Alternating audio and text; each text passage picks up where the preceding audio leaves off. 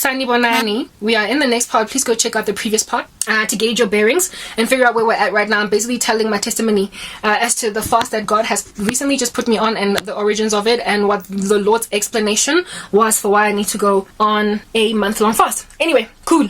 Right, so I started fasting as soon as I got unfairly suspended from my job. As soon as that happened, before I even lost my job officially, before I got fired for no reason, at this point I was just suspended. I started fasting and I told myself that I'm not going to stop fasting until I'm either restored to my job or I've won a case at the CCMA and I'm now looking for a new job somewhere else.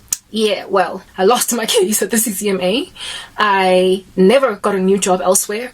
Basically, everything just went dry. The life conditions that I'm presently in right now, they started 8 years ago. And today, I am basically unhireable. I am unrecruitable. Nobody would look at the gaping, large, gargantuan hole in my CV and actually, take me seriously. So I've totally given up on going back to corporate South Africa. I've entirely given up. That's why I have to start some kind of an alternative means of making money, a business, right? And also my degree that got taken away from me. I was literally left with one module to graduate, one. And with that one tiny little meager module, I lost my degree at Wits because of the level of persecution and abuse that I endured. I wasn't able to properly do school. And even though I had passed all of my first semester's worth of courses, Wits decided to exclude me academically at the end of the year, even though I had passed. And the reason why they decided to exclude me academically was because I did not pitch for the exams at the latter part of the year. My persecution and my suffering started in the middle of the year around June of 2014. And so therefore, the latter part of 2014, I was under a lot of attack, abuse. So I couldn't make lectures. I could not attend exams and stuff like that. And I also did not have enough energy or oomph in me to go to school and actually deregister and say I'll come back the following year. Wits, based on me not writing my end of year exams and not rocking up for exams that are in the middle of the year so I didn't even make what do they call it, DP, I forgot, it's a due process or what, just a basic minimum. Bottom line is I passed all of my first semester courses. I had a reason, a solid reason, do you understand, for having missed out the middle of the year, the rest of the year. And when they excluded me academically, it didn't make sense. And I know that it didn't make sense because in my first year at Wits, I had a friend who got academically excluded for basically just doing horribly results wise, right? And she had failed almost out of, let's say, 8 courses that you have, she had failed something like 6. And so they academically excluded her at the end of that academic year, and she appealed, and successfully so. She appealed and they allowed her to come back the next year, but you must pull your socks up together. Based on that friend's stats, that friend's journey at Wits, in our first year, I was I passed literally out of 8 courses, 4, half of them that were in the first half of the year. And I didn't just pass them. It was you have now passed with honor. That's what it's written on your thingy. 75% and up. I got my 75, 80, 90%. That's how I passed. Okay, I'm an academic. All right. I passed really well in the first semester, and then in the second semester, I didn't pitch up at all. There obviously was something there that could, by any reasonable man, academics sitting around at Wits University, they could reasonably do the math, put two and two together that there was an abrupt stop to this chick's, rocking up at school. Her absence was abrupt. So too was her absence from her exams, her absence from class, from assignments. It was abrupt. It happened from a certain time.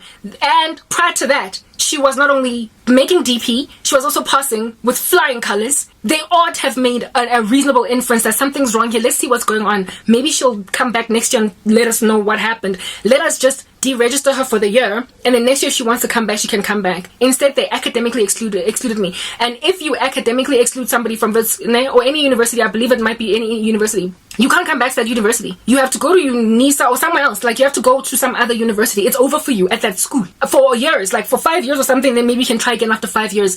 I was I worked like a dog to get into Wits University in the first place. I'm not going to lose this. I appealed it, and to no avail. I appealed it. They be remembering that friend of mine, right? That appealed her case and who had failed 6 out of 8 subjects and got taken back.